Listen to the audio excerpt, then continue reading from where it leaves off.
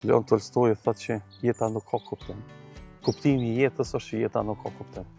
Ama secili njeri du ta gjej kuptimin e vet për mujt me vazhdu ditën. I ri po mendon që dush mi pas gjitha në kontroll, edhe jetën në kontroll, po ma vonë me kohë që e kupton që asgjë nuk është në kontrollën tënde.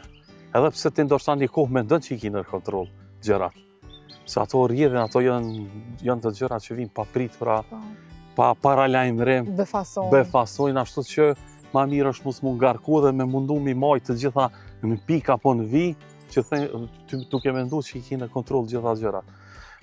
Ashtu që mendoj që e bukuria jetës është kjo që gjërat mos t'jenë në kontroll, po t'jenë ashtu si që janë edhe t'i pranojnë natyrshme.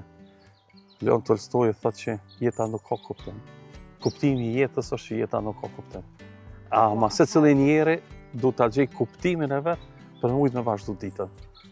Secili e ka kuptimin. Shumë mesazh i bukur. Ashtu që secili njeri du ta gjej kuptimin për çka zgjohet nesër mëngjes. Secili du ta ketë të veçantë ato të vetën, për çka zgjohet mëngjes, për çka shkon puna, për çka fillon ditën. Ashtu që secili du ta gjej në mënyrë pozitive ta ketë.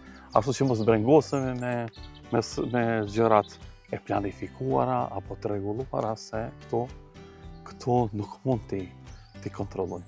Bash, Genc, me këtë mesazh të bukur, apo ecim na, po përfundojna pjesën e parë, edhe shkojna ulemi si kemi edhe shumë muhabet me bu. Hajde. Për kanatyra kam qenë i urtë, kam pas lidhje të posaçme me gjyshin tim. Ai gjyshi pushimet si fëmijë, 12-13 vjet i kaloj Sham Prizren, pranë lumit Bistrica me gjyshin, qëndroja 2-3 muaj, ndoshta pa prind. Prindrit kemi qenë shtëpi, siç i themi, familje nukleare, po kam qenë me prind, pasi gjyshrit kanë jetuar në shtëpi tjera, unë kam lindur edhe kam jetuar deri në 99 në Mitrovic. Po në 98 nuk pata punësuar në Prishtinë, nga 98 pastaj, pas studimeve, kam filluar të qëndroj në Prishtinë, pastaj edhe rrjedha politike si që ndodhi në Mitrovic, kam jetuar në pjesë veriore të Mitrovicës. Kemi pas atje apartamanin, banesën, si që kemi thonë, edhe pastaj për shkak kemi kaluar disa sfida, i kujtoj në vitet e 80-ta, shkollën e mesme, i kam përjetuar edhe shkollat shtëpi. Shkollat shtëpi i kam përjetuar në vitin e 3-të, 4-të, shkollës mesme. Ka qenë atër shkolla e mesme, gjimnazi, në Mitrovic, Silvira Tomazini.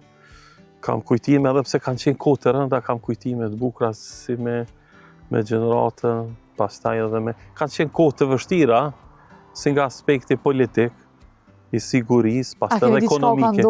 Ekonomik, ne kemi qenë fëmijë, kemi bërë shumë pyetje, po çfarë kanë qenë ngjarje të ndodh për skeq të ditës, ashtu që ne kemi filluar edhe të kushtimisht të mësohemi dhe të jetojmë, dhe ta kuptojmë edhe atë mënyrë të jetës.